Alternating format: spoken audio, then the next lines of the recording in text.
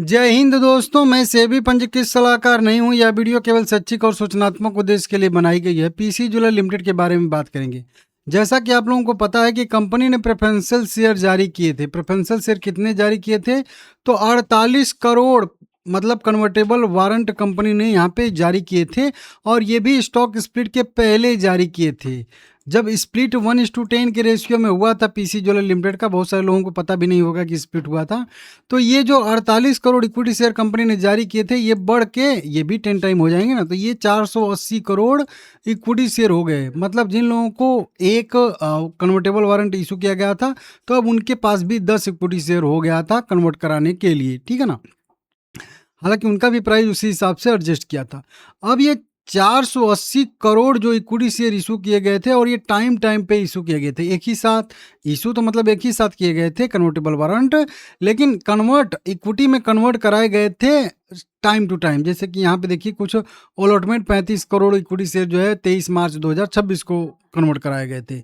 इसी तरीके से टाइम टू टाइम। अब देखिए ये मैं क्यों बता रहा हूँ, और यहाँ पे मैं बहुत सारा डिटेल लेके आया हूँ, बहुत मेहनत करके।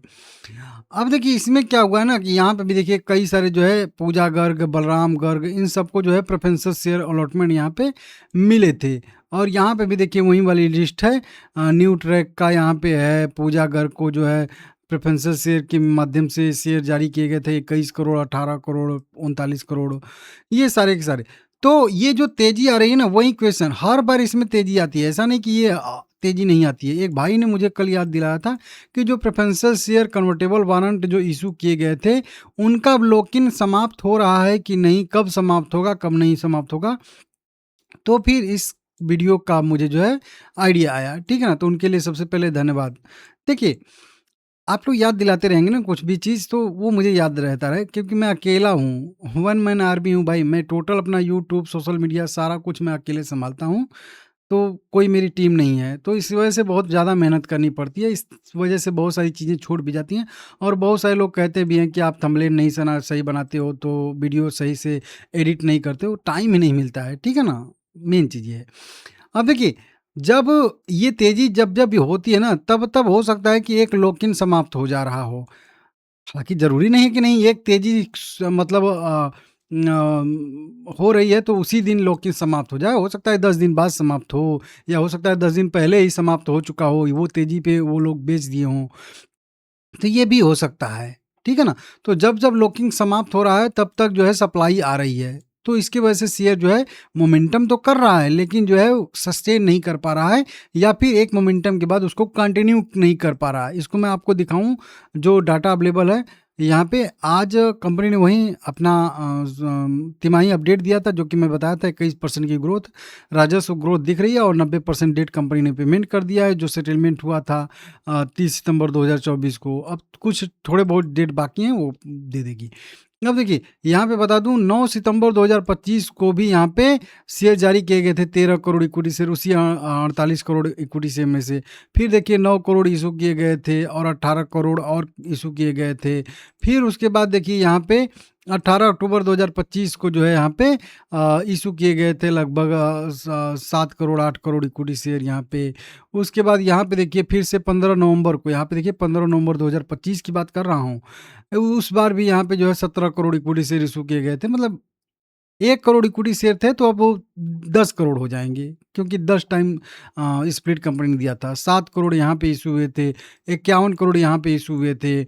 वहीं पे 35 करोड़ ये मार्च 2026 में 23 मार्च को हुए थे। तो इस तरीके से बहुत सारे, कुल मिला के वहीं कह लीजिए ना कि सीधा-सीधा 480 करोड़ इक्विटी शेयर जो है वो कन्वर्ट कराए गए थे। कुछ उसमें से कन्वर्ट नहीं हो पाए थे, जिसकी वजह से कंपनी को पैसा नहीं मिल पाया, तो डेट फ्री नहीं हो पाई थी। तो कुछ फ्रीज हो गए थे, लेकिन मैक्सिमम जो है कन्वर्ट हो गए थे। अब जिसको कन्वर्ट हुए थे ना, तो उसमें 2-3 टाइप का लॉक इन था। एक 6 मंथ का मेरे हिसाब से लॉक इन था, और एक जो था वो लगभग 1 साल का लॉक इन था मेरे हिसाब से, जो कि ये देखने से पता चल जाएगा हम लोगों को। जैसे कि ये देखेंगे तो ये अलॉटमेंट हुआ था कब, 31/1/2026 को अलॉटमेंट हुआ था, और लॉक इन इसमें है कह लीजिए कि 23/9/2027 तक का। तो इसमें तो 1.5-2 साल का लॉक इन हो गया भाई, 1.5 साल का, ठीक है ना। क्योंकि अगर एक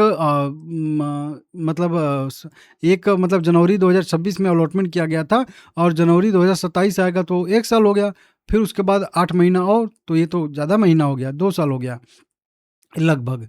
तो 2 साल का यहाँ पे कहीं-कहीं पे लॉक इन है और यहाँ पे देखिए 24/2/2026 मतलब 2026 में फरवरी के महीने में अलॉटमेंट मिला था, ये लगभग 10 करोड़ इक्विटी शेयर और इसका लॉक इन यहाँ पे कब का है?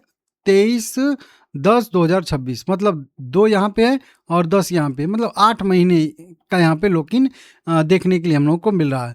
वहीं पे अगर देखेंगे यहाँ पे हम लोग तो 3/2026 को जारी किया गया था, मतलब मार्च में ये जारी किया गया था और इसके लिए लॉक इन कुछ है, कुछ मतलब दिसंबर में है, तो वहीं कह लीजिए कि 9 महीने का और कुछ का यहाँ पे देख लीजिए, यहाँ पे है अगले साल, तो मतलब 2 साल का यहाँ पे लगभग मान के चलिए इसको, डेढ़ 2 साल का लॉक इन है। और यहाँ पे भी देखिए अगर अलॉटमेंट देखेंगे 6 करोड़ इक्विटी शेयर इशू हुआ था 1/2026 को, तो यहाँ पे भी वही चीज़ है।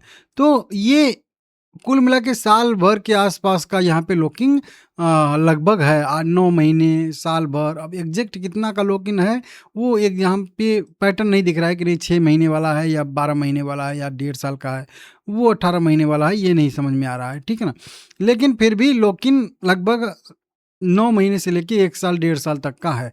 अब उसी को अगर हम लोग मानेंगे तो ये सारे के सारे तो लॉक-इन लगभग समाप्त हो चुके होंगे। ये जैसे कि आप मान के चलिए कि 9 सितंबर 2025 में कोई शेयर जारी किया गया होगा, तो अभी ये सितंबर आएगा, अभी जुलाई है, अगस्त, सितंबर, तो ये 1 साल हो जाएगा। तो कुल मिला के 2 महीना अभी कम है 1 साल में, तो 10 महीना हो गया। तो लगभग इसका तो लॉक-इन खुल ही रहा होगा ना 13 करोड़ इक्विटी शेयर का, लॉजिक के हिसाब से। और नहीं खुला होगा तो भी अगर 1 साल भी लेंगे तो सितंबर 2026 में तो खुल ही जाएगा ना, अगर 1 साल का लॉक-इन हुआ तो। उसी तरह से यहाँ पे भी देखेंगे, ये भी 18 सितंबर 2025 को अलॉट किया गया था। तो ये अलॉट किया गया था तो इसका भी 18 सितंबर 2026 आएगा तो 1 साल हो जाएगा। तो इसका भी 8-9 महीना तो कंप्लीट हो ही रहा है ना। इसके वजह से हो सकता है कि प्राइस यहाँ पे अक्टूबर 2025 में इशू किया गया था, तो अक्टूबर 2026 आएगा तो 1 साल हो जाएगा। तो अभी 3-4 महीना अक्टूबर आने में बाकी है, तो लगभग 7-8-9 महीना तो हो ही गया होगा इसको भी ना। जारी किए शेयर 7-8 करोड़ जारी किए, तो वो कन्वर्टेबल जो वारंट इशू किए गए थे उस पे कुछ पे लॉक-इन था, जो वो लॉक-इन अब समाप्त हो रहा है, तो उसका भी थोड़ा बहुत प्रेशर हम लोगों को देखने के लिए मिल रहा है। अब वो समाप्त हो भी रहा होगा, वो पता नहीं चलता है ना कि अब वो एक दिन डेट बता दिया, जैसे कि यहाँ पे ये जारी किया गया, अब ये उस समय तो डेट कंपनी ने बता दिया, अब ये कोई नोट करके रखेगा नहीं। मैं बहुत मुश्किल से 4 डाउनलोड कर पाया हूँ ये लॉक-इन वाला, उसके बाद का मिल ही नहीं रहा है। बहुत सारा कोशिश किया, ये वेबसाइट भी देख लिया, यहाँ पे भी ये तो दिख रहा है कितना-कितना जारी किया गया है, लेकिन कब लॉक-इन इनका खुलेगा वो नहीं पता चल रहा है यहाँ पे।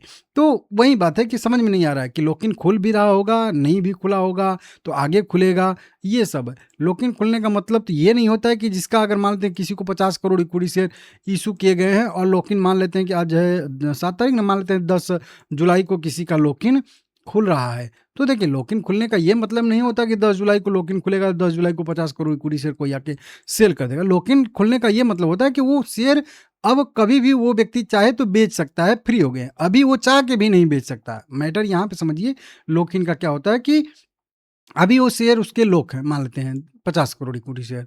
अब उसका लॉक-इन 10 जुलाई को खुलेगा। 10 जुलाई से पहले या इसको और डेट बढ़ा देते हैं हम लोग, मान लेते हैं कि 10 अगस्त को खुलेगा, ठीक है ना? तो 10 अगस्त से पहले वो चाह के भी, उसको कितनी भी पैसे की नीड हो, ज़रूरत हो या पैसा उसको चाहिए, वो चाह रहा हो कि मैं बेचूँ, लेकिन वो बेच नहीं सकता क्योंकि उसका लॉक-इन है। अब जब लॉक-इन खुल जाएगा तो वो स्वतंत्र हो गया, मतलब उसके इक्विटी शेयर बेचने के लिए एलिजिबल हो गए। अब वो जब भी चाहे बेचे, बेचे ना बचे उसकी मर्ज़ी है, उसके हाथ में है। ज़रूरी नहीं है कि वो बेचेगा लॉक-इन खुलने के बाद, लेकिन फ्री तो हो गए ना, तो जब भी चाहेगा बेच देगा, ठीक है ना? तो ये चीज़, तो इसी वजह से मुझे लग रहा है कि ये जो तेज़ी आ रही है टाइम टू टाइम, एक-एक अच्छा मोमेंटम, ये मतलब सस्टेन नहीं कर पा रही है, क्योंकि हो सकता है कि लॉक-इन पहले से खुल गया हो, कुछ वो लोग जो है थोड़ा बहुत अपना इधर-उधर कर रहे होंगे। तो ये यहाँ पे दिक्कत इसमें है, ठीक है ना? तो इसको आप लोग समझ लीजिएगा, देख लीजिएगा, और ये आज नहीं खुला होगा तो भी आगे खुल जाएगा, ठीक है ना? तो इसके लिए थोड़ा-सा अभी शेयर प्रेशर में रहेगा। प्रेशर में कब तक रहेगा? जब तक कि सारे लॉक-इन खुल ना जाएँ, क्योंकि वो एडिशनल एक सप्लाई बढ़ेगी ना भाई। और ये चीज़ मैं आपको पहले एक दूसरे तरीके से समझाया था। यहाँ पे भी देखिए कई सारा प्रेफ़रेंस शेयर अलॉटमेंट हुआ। इसको मैं एक अलग तरीके से बताया था, शेयर कैपिटल का बढ़ना। शेयर के जब कंपनी नए-नए शेयर लगातार जारी करेगी, देखिए 400 करोड़ से बढ़ के 800 करोड़ शेयर कैपिटल हो गया। मतलब इसका क्या होता है कि मार्च 2024 में कंपनी के जितने इक्विटी शेयर थे, मान लेते हैं 10 करोड़ इक्विटी शेयर थे, तो मार्च 2026 में मतलब 2 साल के बाद वो इक्विटी शेयर 20 करोड़ हो गए, मतलब डबल इक्विटी शेयर हो गए। मतलब पहले 2024 मार्च में जितने इक्विटी शेयर थे, अभी उसके डबल इक्विटी शेयर जारी कर दिए गए हैं, उतना और इक्विटी शेयर। तो पुराने वाले शेयरों की वैल्यू तो बढ़ गई ना भाई, अब 2 हिस्सेदार हो गए ना। पहले तो 100 करोड़ 10 करोड़ इक्विटी शेयर था, 10 करोड़ कंपनी कमाती तो हर शेयर पे 1 रुपया कमाती। अब तो 10 करोड़ कमाएगी तो अब तो 20 करोड़ इक्विटी शेयर हो गए ना, तो अब तो हर शेयर पे 85 पैसा बनेगा ना। तो इसके वजह से सारा का सारा फंडामेंटल बिगड़ जाता है, गड़बड़ा जाता है, और प्रेजेंट शेयर की वैल्यू घट जाती है जब नए शेयर जारी होते हैं। ये मैं बहुत पहले आपको समझाया था, आप में से कमेंट करिएगा जो मेरी प्रतिदिन वीडियो देखते हैं। तो इसके वजह से शेयर हमेशा दबाव में रहते हैं जब भी नए शेयर जारी होते हैं। हालांकि फंडामेंटल इसका कोई दिक्कत नहीं है, बुक वैल्यू भी ठीक ठाक है, अभी प्राइस के आसपास ही है, पी रेशियो भी है, ROC भी है, अर्निंग पर शेयर भी है। मतलब फंडामेंटल के हिसाब से इसका वैल्यूएशन उतना ज़्यादा महंगा नहीं हुआ है कि नए शेयर जारी करने के बाद जो है ऐसा हो गया है। लेकिन फिर भी नए शेयर जारी करने के बाद पुराने शेयरों की वैल्यू घट जाती है भाई, ये नॉर्मल प्रोसेस माना जाता है। और शेयर कैपिटल का बढ़ना ये निगेटिव पॉइंट माना जाता है किसी कंपनी के लिए, ठीक है ना। तो ये चीज़ है। हाँ, किसी को बहुत ज़्यादा दिक्कत है फंड की, तो उसको पैसा मिलता है तो उसको पॉजिटिव माना जाता है। लेकिन वही बात है ना, लास्ट टू लास्ट देखेंगे तो नए इक्विटी शेयर जारी होना निगेटिव माना जाता है। तो इसके वजह से बाकी ठीक है, कंपनी डेट फ्री हो जाएगी, धीरे धीरे अपना ग्रोथ करेगी, तो ठीक है, उसको पॉजिटिव बाद में माना जाएगा। लेकिन वो चीज़ दिक्कत होती है। तो इसके वजह से ये मेरे हिसाब से मोमेंटम नहीं कर पा रहा है। आप लोगों का क्या मानना है कमेंट करके बताइएगा। 10 रुपये के ऊपर अगर टिकता है तो फिर यहाँ से एक मोमेंटम 12.5 रुपये तक आने की संभावना है। अब वो आएगा नहीं आएगा वो आने वाला वक्त बताएगा। लाइक करके चैनल को सब्सक्राइब करिएगा। डाटा अच्छा लगा है तो कुछ प्यारा प्यारा सा कमेंट करिएगा।